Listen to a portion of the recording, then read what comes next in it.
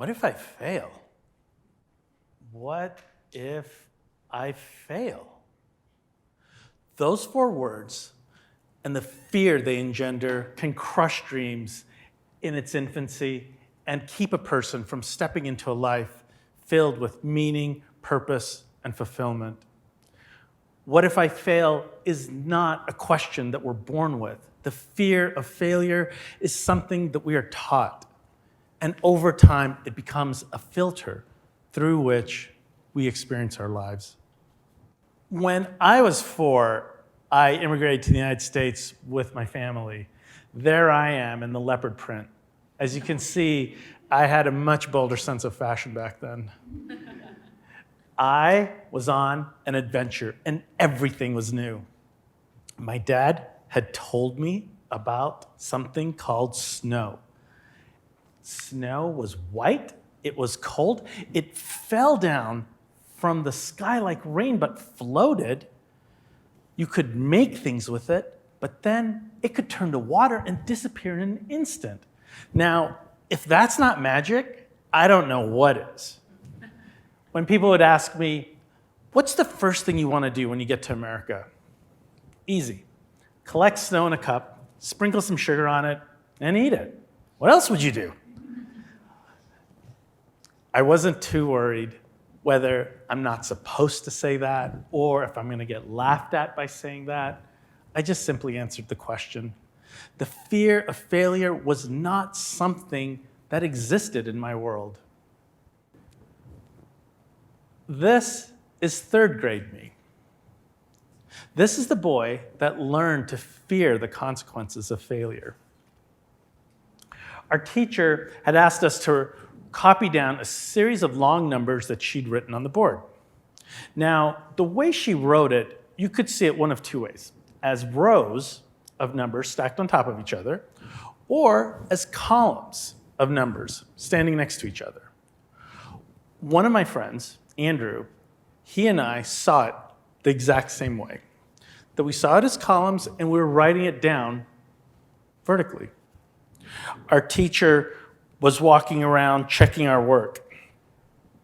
She got to Drew and asked him what he's doing. Clearly, she was upset. He tried to mumble something, but before he could, she grabbed his paper, held it up in the air, and said, Look how stupid he is.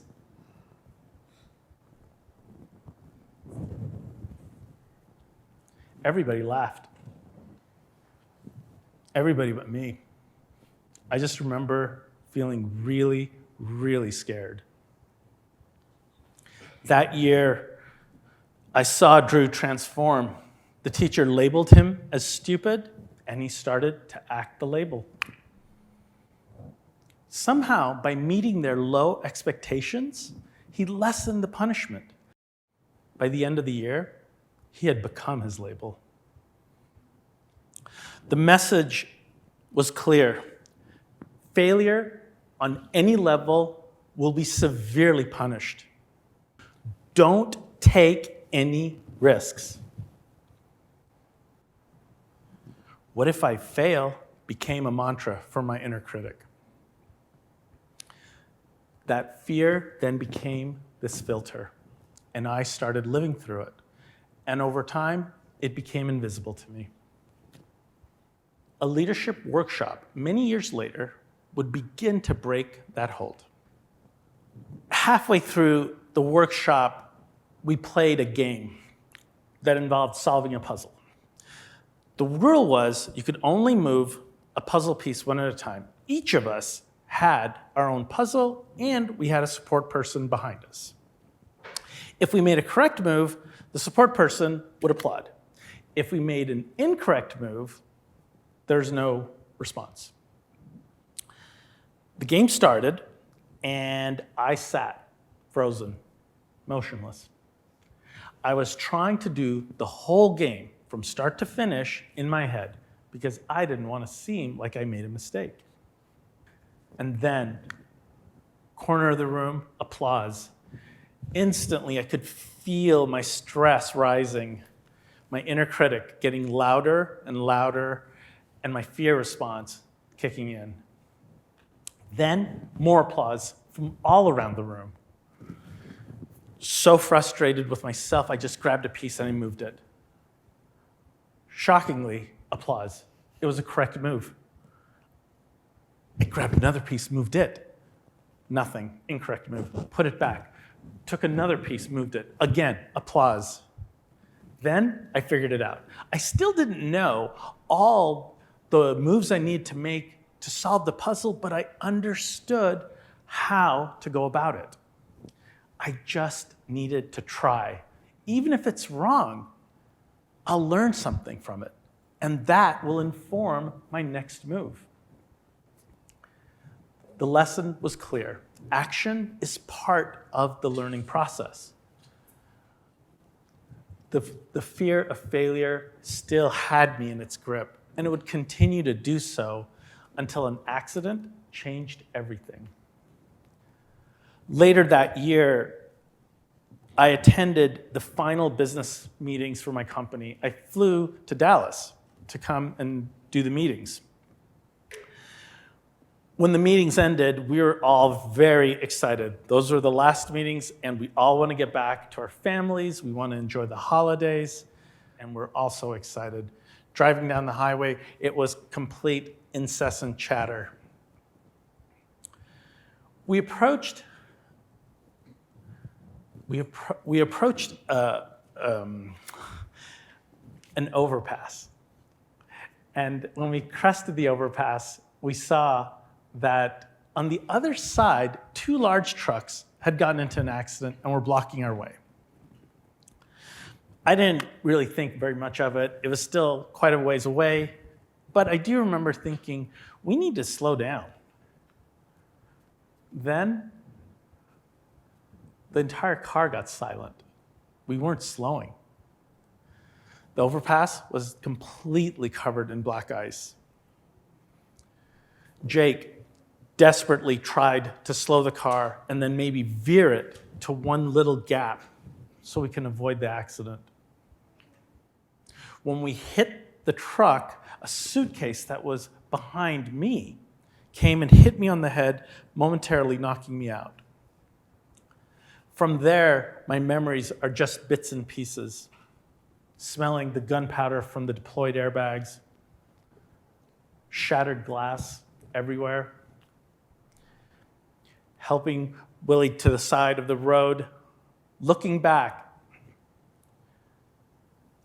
and seeing him raise both arms, begging for cars to slow down, and witnessing another truck hit our car where Amy was still trapped inside. By the time we got to the car, Amy looked like she was sleeping peacefully, her head resting on her arm over the center console. Later, I'd be told that she died on impact that day. The grief was unbearable, and in the time since then, the days and the weeks that passed, another thought slowly sank in. That could have easily have been me. All my life, I did exactly what I was told, with the belief and the hope that one day it would be my turn. But in life, there are no guarantees. Before I die, I just wanted one turn to do something I've always wanted to do just for me. For years, I'd dreamt of starting my own firm, but there was always a good reason not to. Kids, bills, a corporate job with a consistent paycheck. And what if I fail? The list was long and logical, and I promised myself, though, one day, I would do it, but just not today. And what if I fail? Over time, it became easier and easier to brush that dream aside. What if I fail? Then, the accident. What if I fail? I didn't have time for that question anymore, and that changed everything. I realized that those promises that I was making to myself were just empty words coming from a place of fear. Shortly after, I started my company, helped to co-found my company, and for the next 15 years, helped it to grow and become a successful firm that it is. That was my journey. The experience of the accident was the final push that I needed to finally remember my dream and to have the energy to overcome my fears. I understood that for me, the fear of failure was deep-seated, and where it had begun was in that place so many years before. But what do I do about it now? Where do I go from here? When I thought about failure and the fear of it, I thought about what it teaches us. Fear teaches us do nothing. Because if you don't try, then you technically didn't fail. Don't raise your hand in class. What if you don't know the answer? Don't say hello to your neighbor. What if they don't say anything back? Don't start exercising. What if you can't do it? Our default becomes comfort and safety. What I've learned is that those are the two that can kill our dreams. So what do we do? What I've discovered is that a relatively simple approach of taking micro risks and developing a practice of micro risks can help us to be able to identify and expand our tolerance for risk and expand our ability to not only take risks, but become comfortable with the discomfort that comes from it. So micro risks are just that. They're small, manageable risks that are designed to recalibrate our feelings towards risk-taking itself. This practice has 4 critical components to it. First, definition, then intention, then action, and then reflection.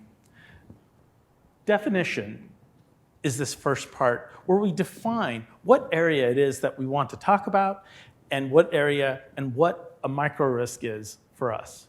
So a micro risk for one person could be an extreme risk for someone else. It's okay to start where you are, and we all don't need to start in the exact same place. Next, intention. Intention is, the idea here is to purposefully set your mind to wanting to identify where you can take a micro risk and to decide ahead of time that you will act upon it. Next, action. So at this point, you've identified what a micro risk is for you, and you've set an intention to find that risk and to act upon it. So here, the action is just trying. One of the ways I feel that fear kept me locked in is this idea that if I act, what if I fail? But the beauty here is that it's okay not to do it perfectly. In fact, it's the attempt that becomes the most critical part of it.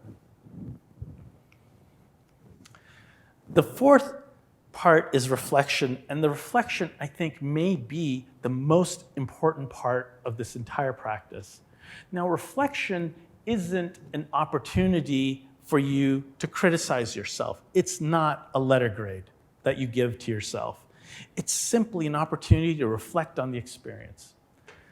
How did it go? Did you go through with it? If you didn't, reflect as to why. If you did, what happened? How did you feel? How did your body feel? How did your mind feel? It is through this process that you'll begin to understand, is this a micro risk? Are you ready to take something more? It is, if you can do this part with no judgment, and to truly just reflect on the experience, this will be the most valuable aspect of the entire practice. And throughout this journey, you have to decide where it is that you want to go. What would it be like if you could live your life without the fear of failure? What would you do? What talent would you allow to come forth, even if you weren't very good at it? Not at first. Would you learn to sing? Would you learn to dance? Would you learn to explore? What would you do? And how would it be with other people who are living their lives without the fear of failure? How would you be with them? Would you judge them for their imperfect attempts, or would it strengthen you to be kinder, to be gentler with them and yourself? So what do we do? Well, we're here.